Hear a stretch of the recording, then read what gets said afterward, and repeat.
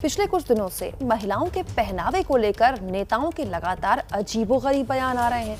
उत्तराखंड के मुख्यमंत्री तीरथ सिंह रावत के फटी जीन्स पर दिए बयान पर बवाल अभी थमा कहां था कि यूपी सरकार के एक मंत्री ने बुर्के की प्रथा बंद करने की मांग कर दी है। दुनिया के कुछ देशों ने बुर्के पर प्रतिबंध लगाया है। अनेक बार ये चर्चाएं चलती हैं। निश्चित रूप से मुस्लिम धर्मगुरुओं को इस बारे में विचार करना चाहिए और मुस्लिम महिलाओं को ये अधिकार मिलना चाहिए कि बुर्का चाहे तो पहने, चाहे तो नहीं पहने। यूपी सरकार के संसदीय कार्य राज्य मंत्री आनंद स्वरूप शुक्ल यही नहीं रुके। बुर्के को लेकर महिला अधिकारों की बात उठाने वाले शुक्ल ने इसे कुप्रथा बताते हुए संकेत दिया कि 3 तलाक की तरह ही हर सरकार भी इस पर फैसला ले सकती है। कोई भी कुप्रथा किसी भी धर्म में अगर आज वो 21वीं सदी में विद्यमान है तो उन धर्म के धर्मगुरुओं को उसका संज्ञान लेकर के स्वयं उसका समाधान करना चाहिए, नहीं कि दिशा में फिर सरकार आगे कदम बढ़ाती। शुक्ल के इस बयान को लेकर मुस्लिम समुदाय की तरफ से तीखी प्रतिक्रिया आई है। हमें किसी राजनेता की सलाह की जरूरत नहीं है कि हमारा नकाब बैन होना चाहिए या हम लोग नकाब ना पहने। हम लोगों की अपनी चॉइस है। बुर्के पर बयान देने के लिए एक दिन पहले आनंद स्वरूप शुक्ल ने मस्जिद पर लाउडस्पीकर से अजान को लेकर डीएम को चिट्ठी लिखी थी और उससे दिक्कत होने का दावा किया था। सीधे लिए चलेंगे लखनऊ से हमारे सहयोगी संजय त्रिपाठी के पास। संजय, कोई लड़की जीन्स पहने, साड़ी से सर पर अपना पल्लू ढके या फिर बुर्का पहने, सियासतदानों को इससे क्या मतलब?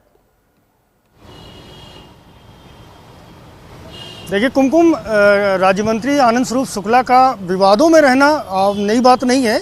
पहले भी वो अपने बयानों के चलते विवादों में रहे हैं। आपको बताना चाहूँगा कि एक बार उन्होंने बयान दिया था कि भारत के पहले शिक्षा मंत्री डॉक्टर अबुल कलाम आज़ाद को लेकर दिया था और ये कहा था कि उनके अंदर भारत और भारतीयता की कोई जगह नहीं थी और इसी के चलते उन्होंने महाराणा प्रताप और छत्रपति शिवाजी को पाठ्यक्रम में बहुत अच्छे से प्रदर्शित नहीं किया था, जिससे कि देश न जान पाए कि उनकी वीर गाथाएं क्या थी। इसके बाद में इन्होंने ताज़ा बयान लाउडस्पीकर को लेकर के दिया, जिसमें कहा कि लाउडस्पीकर से जो अजान होती है उससे उनको शासकीय कार्य करने में दिक्कत होती है, उनकी नींद में खलल पड़ता है। इस तरह की बातें कही और अब ताज़ा मामला बुर्का को लेकर कहा है। ऐसे में जो मुस्लिम महिलाएं हैं उनका साफ तौर पर ये कहना है कि भाई हमारे धर्म का मामला है, इस्लाम में जिस तरह के कपड़ों को, जिस तरह के रहन सहन को हमें अनुमति दी गई है, अगर हम वैसे रहते हैं तो उसमें मंत्री जी को तकलीफ क्या है। वो भी कभी इस तरह की टिप्पणी नहीं करते हैं कि किसी राजनीतिक दल के विशेष कपड़े और पहनावे को लेकर के। तो ऐसे में इस टिप्पणी को लेकर के उनकी बड़ी अशोभनीय करार दिया जा रहा है और इसकी बहुत ही तीखी प्रतिक्रिया सुनने को मिल रही है।